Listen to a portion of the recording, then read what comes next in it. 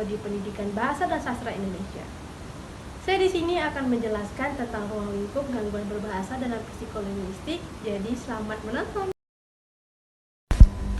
Proses belajar berbicara dan mengerti bahasa adalah proses cerebral yang berarti proses ekspresi verbal dan kompetensi auditorik itu dilaksanakan setelah sel-sel saraf di otak disebut neuron. Gangguan berbahasa dalam psikolinguistik melibatkan berbagai aspek dari bahasa yang dapat terganggu akibat masalah neurologis, kognitif, atau perkembangan. Berikut adalah analisis ruang lingkup gangguan bahasa dalam psikolinguistik. Yang pertama ada afasia. Afasia adalah gangguan bahasa yang disebabkan oleh kerusakan otak, biasanya akibat stroke atau cedera kepala. Jenis-jenis afasia. Yang pertama ada afasia Broca, yaitu kesulitan dalam produksi bahasa, tetapi pemahamannya relatif baik. Yang kedua ada afasia Wernicke, yaitu produksi bahasa lancar tetapi dengan makna yang tidak koheren dan kesulitan dalam pemahaman. Yang ketiga ada afasia global, yaitu gangguan serius dalam produksi dan pemahaman bahasa.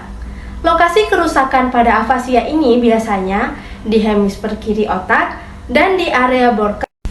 Yang kedua ada disleksia. Disleksia adalah kesulitan dalam membaca yang tidak terkait dengan kecerdasan atau kemampuan sensorik lainnya. Ciri-cirinya yaitu kesulitan dalam mengidentifikasi huruf, mengurai kata, dan memahami teks tertulis. Biasanya disebabkan oleh faktor genetik dan perbedaan dalam struktur serta fungsi otak. Yang ketiga ada disgrafia. Disgrafia adalah kesulitan dalam menulis yang melibatkan masalah dengan keterampilan motorik atau keterampilan pengolahan bahasa. Ciri-cirinya adalah 1. Tulisan tangan yang buruk, 2. Kesulitan mengeja, dan kesulitan menyusun kata atau kalimat secara tertulis. Yang keempat ada disfagia. Disfagia adalah kesulitan dalam berbicara yang melibatkan masalah dengan pergerakan otot yang digunakan dalam berbicara.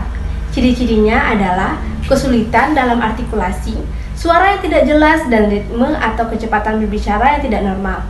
Penyebabnya biasanya disebabkan oleh kerusakan otak, penyakit generatif, atau masalah perkembangan. Yang kelima ada gangguan spektrum autisme, yaitu gangguan perkembangan yang mempengaruhi komunikasi dan interaksi sosial.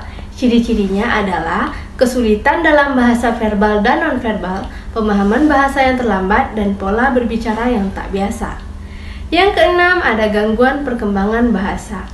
Gangguan ini mempengaruhi perkembangan bahasa pada anak-anak tanpa penyebab yang jelas, seperti kehilangan pendengaran atau masalah neurologis yang diketahui.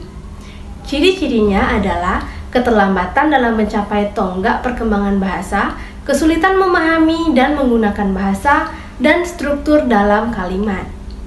Yang ketujuh ada mutisme selektif, yaitu gangguan di mana individu memilih untuk tidak berbicara dalam situasi tertentu meskipun mereka mampu berbicara.